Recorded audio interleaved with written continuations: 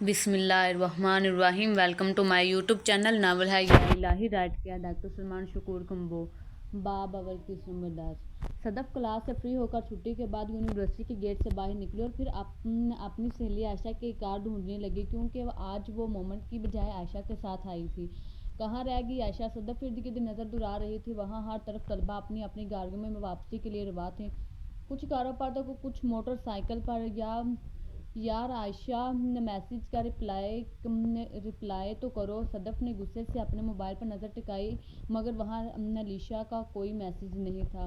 پھر وہ آگے بڑھی کہ اچانک کسی نے اڈے بازو سے کھینچا۔ صدف سہم گئی۔ اس نے مڑ کر دیکھا تو سامنے کھڑے شخص سے جس نے اسے کھینچا تھا، اسے دیکھ کر حیران رہ گئی۔ وہ مومن تھا جس نے اس کا ہاتھ پکڑ کر اسے کھینچا تھا۔ یہ کیا کر رہے ہو تم؟ صدف نے حیرت سے اور الجھن سے کہا۔ دیکھو مومن، میرا ہاتھ چھوڑو، سب دیکھ رہے ہیں۔ صدف نے کہا، تمہارا ہاتھ نہیں چھوڑ سکتا، کیونکہ تمہارے ہاتھ میں میری انگوٹھی ہے، اس لیے بہتر ہے میرے ساتھ گاڑی میں بیٹھو اور گھر چلو۔ مومن نے اس کا ہاتھ کھینچ کر کہا، مجھے تمہارے ساتھ جانے کی کوئی ضرورت نہیں، میں اپنا انتظام کر لوں گی۔ صدف نے غصے سے مومن کو دیکھا۔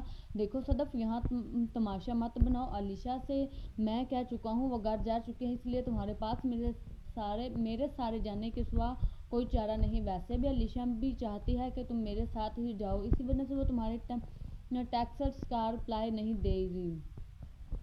مومن نے مسکرا کر کہا، تم میرے ساتھ زبردستی کر رہے ہو؟ صدف نے الجھے ہوئے انداز سے کہا، اگر تم اسے ایسے زبردستی سمجھتی ہو تو یہی سمجھ لو، لیکن آج تمہیں میرے ساتھ جانا ہوگا۔ مومن نے اس کا ہاتھ کو جھٹکا۔ کیوں؟ چلو میں تمہارے ساتھ۔ صدف چیخی، کیونکہ لائبریری میں تم نے مجھے جو خطاب دیے، مجھے تمہارے وہ غلط فہمی دور کرنی ہے۔ تم نے مجھے گھٹیا اور نہ جانے کیا کہا، یاد ہے نا؟ تو صدف، میرے ساتھ گاڑی میں بیٹھو اور مجھے تفصیل بتاؤ کہ میں گھٹیا کیسے ہوں۔ آج تک مومن نے ایسی کوئی حرکت نہیں کی کہ اسے گھٹیا کہا جائے۔ مجھے اپنے نام کی پرواہ ہے صدف۔ مومن کا لہجہ رنگا گیا تھا۔ پلیز صدف، میں ریسٹورنٹ کرتا ہوں، گاڑی میں بیٹھو۔ مومن کی آنکھ سے ایک آنسو نکلا تھا جسے صدف نے دیکھا تھا۔ مومن میرے لیے رو رہا ہے، صدف نے دل میں کہا۔ اس کا دل پسج گیا اور پھر وہ مومن کے ساتھ گاڑی میں بیٹھ گئی۔ عشق رلا دے، عشق ہنسا دے، عشق کے رنگ تو انمول ہیں، عشق تو بگڑی بات بنا دے، ایسے عشق کے معمول ہیں، سمجھ نہ آئے نہیں ہے آساں، یا الہی یا الہی تو ہے کہاں یا الہی یا الہی۔ نیلم ہیرا کے دوست ہاسٹل میں رہتی تھی۔ وہ گاؤں سے آئی ہوئی تھی، اسی وجہ سے یونیورسٹی کے بعد وہ ہاسٹل چلی جاتی۔ جس کمرے میں نیلم رہا کرتی تھی وہاں دو مزید لڑکیاں بھی رہتی تھیں، مگر وہ دونوں نیلم سے سینئر تھیں۔ نیلم کا پہلا سال تھا۔ ان دونوں لڑکیوں میں سے ایک نام شنیزیا تھے، جو قریبی شہر سے آئی تھی، اور دوسرے کا نام تحریم تھا۔ تحریم کا تعلق بھی نیلم کے ہی گاؤں سے تھا، اور تحریم کے ہی کہنے پر نیلم کو اس یونیورسٹی میں داخلہ ملا تھا۔ نیلم آج یونیورسٹی میں ہونے والے واقعے کے بارے میں بہت پریشان تھی۔ ہیرا کا یونیورسٹی چھوڑ دینا اسے بہت پریشان کر رہا تھا۔ ہیرا اس کی بچپن کی سہیلی تھی، برسوں سے ساتھ تھی، اسکول اور پھر کالج اور اب یونیورسٹی بھی۔ مگر یہاں نیلم نے جب فیض کی شکایت ہیرا کی ماں سے کی تو چندہ بیگم نے ہیرا کو ہی یونیورسٹی سے ڈسمس کروا دیا۔ حالانکہ نیلم نے ایسا نہیں سوچا تھا، یہی بات اسے پریشان کر رہی تھی۔ کیا جواب دوں گی میں ہیرا کو؟ کیسے سامنا کروں گی میں ہیرا کا؟ وہ ہاسٹل کے گیٹ میں داخل ہوئی اور سوچ رہی تھی۔ ہیرا نے منع کیا تھا مجھے، شاید وہ یہ جانتی تھی کہ چندہ آنٹی اس کی یونیورسٹی ختم کروا دیں گی۔ نیلم گیٹ کے آگے سے پارک کے بیچ بنی راہداری سے گزر رہی تھی۔ اب میں اپنی سب سے اچھی دوست سے دور ہو جاؤں گی۔ ہیرا تو مجھے معاف کر دے گی، مگر شاید میں اب ہمیشہ خود کو ہیرا کی گنہگار سمجھوں گی۔ نیلم کی آنکھ سے آنسو نکل رہے تھے، جنہیں وہ صاف کر رہی تھی تاکہ ارد گرد ہاسٹل میں کھڑے طلبہ اس کے آنسو نہ دیکھ سکیں۔ چلتے چلتے نیلم اپنے کمرے تک جا پہنچی۔ نیلم نے کمرے کا دروازہ کھولا، جو کہ لکڑی کا تھا۔ اندر شنیزیا کرسی پر بیٹھے کافی پی رہی تھی۔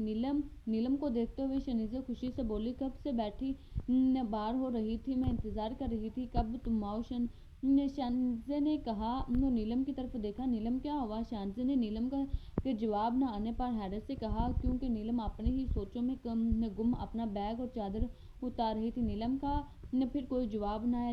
شنیزیا کافی ایک طرف رک کر نیلم کے پاس آئی۔ شنیزیا کے قریب سے آواز سن کر نیلم ایک دم ہوش میں آئی۔ شنیزیا آپی! نیلم نے حیرت سے کہا، کیا ہوا ہے نیلم، تم اتنی پریشان کیوں ہو؟ تم نے آ کر سلام کیا اور نہ ہی میری کسی بات کا جواب دیا نا؟ مجھ سے ناراض ہو کیا؟ شنیزیا نے پوچھا۔ نہیں شنیزیا آپی، نیلم نے کہا اور اپنا پرس میز پر رکھا۔ तुम ठीक हो ना? शानसे ने फिक्रिया अंदाज से कहा। जी शानसे आपी, मैं ठीक हूँ, बस अभी थोड़ा सा सर्दी की वजह से परेशान थी। नीलम ने मुस्कुरा कर कहा। चलो ऐसा करो, कॉफ़ी बना लो, टेंशन कम हो जाएगी। शानसे ने मुस्कुरा कर कहा और नीलम की गाल खींची। शानसे आपी। नीलम ने आपी को शर्माते हुए लंबा करके ने कहा तो शानसे हंस पड़ी। फिर शानसे जाकर कुर्सी पर बैठ गई और कॉफ़ी पीने लगी। नीलम ने वहाँ से उठी और करीब पड़े चूल्हे पर कॉफ़ी बनाने लगी। शानसे आपी, तहरीम आपी से आपकी बात हुई कि वो कब वापस आ रही हैं? नीलम ने आग जलाते हुए कहा। नहीं, मैं पिछली कई दिनों से इसका नंबर ट्राई कर रही हूँ, मगर तहरीम का नंबर बंद जा रहा है। शानसे ने कॉफ़ी का कप पी लिया। आपी, वो 2 से 3 दिन की छुट्टी पर गई थी ना, अब तक नहीं आई। नीलम ने कॉफ़ी का फ्लेवर डालते हुए कहा। हो सकता है कोई मसरूफियात हो गई हो। शानसे ने कहा। मुझे बहुत फिक्र हो रही है तहरीम आपी की। नीलम ने कहा। फिक्र तो मुझे भी बहुत है, आखिर मैं बेस्ट फ्रेंड है, मेरी क्लास फेलो है, मेरे बैच फेलो है। शानसे ने मायूसी से कहा। 6 माह बाद वो घर गई थी, सिर्फ 3 दिन के लिए, अब तो 1 हफ्ता होने वाला है। नीलम ने चूल्हे में आग के बहाव के देखते हुए कहा। खुदा खैर करे। शानसे ने कहा तो नीलम आमीन कहने लगी। मोमन और सदफ कार में बैठे थे। मोमन कार चला रहा था, मुकम्मल खामोशी का आलम था। मोमन कार चलाने में महू और सदफ सामने शीशे से बाहर का मंजर देख रही थी। कुछ कहोगी? मोमन ने बात का आगाज किया तो सदफ ने नजर झुका ली। नहीं। सदफ ने कहा। क्यों नहीं? मोमन हैरत से ज़्यादा हो गया था। मुझे तुमसे तफसील जाननी थी कि तुमने मुझे घटिया क्यों कहा। मोमन ने कहा। नहीं मोमन, मुझे अब कोई तफसील नहीं देनी, प्लीज़ मुझे माफ़ कर दो। सदफ ने मोमन की तरफ देखा।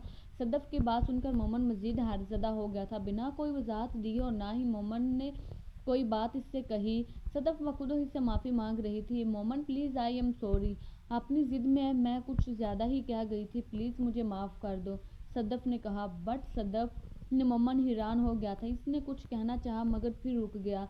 मुझे भी माफ़ कर दो सदफ, इस दिन अस्पताल में हुए वाक़े के लिए। मोमन ने कहा। पुरानी बातों को भूल जाओ, सदफ ने कहा। इससे खून की बहुत ज़रूरत थी, बस इसी वजह से मैंने खून दे दिया। और मामू कहते हैं कि खाला को पाने के लिए इसकी खाला को राज़ी करो, तो मैं इसलिए किया था सदफ। मोमन ने कार्टन लिया। मोमन प्लीज़, मुझे कोई तफसील नहीं चाहिए, बाद औक़ात आंखें ही सब बता देती हैं, सदफ ने कहा। तो मोमन ने हैरत से इसे देखा। मोमन, क्या तुम मुझसे मोहब्बत करते हो? सदफ ने नरमी से पूछा और मोमन की तरफ देखा। एक लम्हे सदफ का सवाल सुनकर मोमन सहम के आसा गया, उलझ सा गया। इसके ज़हन में रज्जब तलातम मचने लगी। इसे समझ नहीं आ रहा था कि वो क्या जवाब दे। अचानक इसे सामने आइसक्रीम कॉर्नर दिखा। सदफ, वो देखो आइसक्रीम कॉर्नर, आइसक्रीम खाते हैं? मोमन ने कहा। हो सकता है आइसक्रीम खाते हुए ये मेरे सवाल का जवाब दे। सदफ ने दिल में सोचा और मुस्कुरा दी। फिर मोमन ने वहाँ कार रोक दी और फिर वो दोनों आइसक्रीम कॉर्नर की तरफ चले गए। जोजा चौधरी हमायूं कल्याण की बहन एक जंगल में तनहा चल रही थी। हर तरफ वीरान जंगल था, अजीबो शख्सियत का आलम था हर तरफ। और इस शख्सोजद वीरान जंगल में जोजा तनहा चल रही थी। गरूब आफ्ताब का समा था और अंधेरा आस्ता आस्ता छा रहा था। जोजा का दिल दहल रहा था और इसे इस समा से ऐब खौफ महसूस हो रहा था। वो तेज़ दौड़ रही थी, जिधर भी देखते अजीबो शख्सियत टपकती तो जोजा का दिल ज़ोर से धड़कने लगा। अचानक एकदम जोजा के सामने एक जंगली जानवर आया। वो जंगली जानवर शेर का महसूस हो रहा था। इसके लंबे नुकीले नाखून और बड़े बड़े पंजे थे। वो जानवर तेजी से कदम उठाए अपनी 4 पाँव पर जोजा की तरफ आ रहा था। जोजा के रंग उड़ गए थे। इसके रुख मुड़कर पीछे देखा भागने के लिए, मगर पीछे कुछ नहीं था। फिर इसने आगे देखा तो वो जानवर इसके सामने था। अचानक जोजा की नज़र इस जानवर के चेहरे पर पड़ी तो जोजा खटक कर रह गई, क्योंकि इस जानवर का चेहरा चौधरी हमायूं कल्याण के बच्चे जैसा था। वो जानवर जोजा के करीब आया और गिरजा जोजा चीखी। खुदा के लिए मुझे कुछ मत कहना। वो तड़पी और ज़मीन पर जा गिरी, फिर हाथ जोड़कर गिड़गिड़ाने लगी। मुझे माफ़ कर दो, मुझे माफ़ कर दो बेटा। जोजा रोने लगी।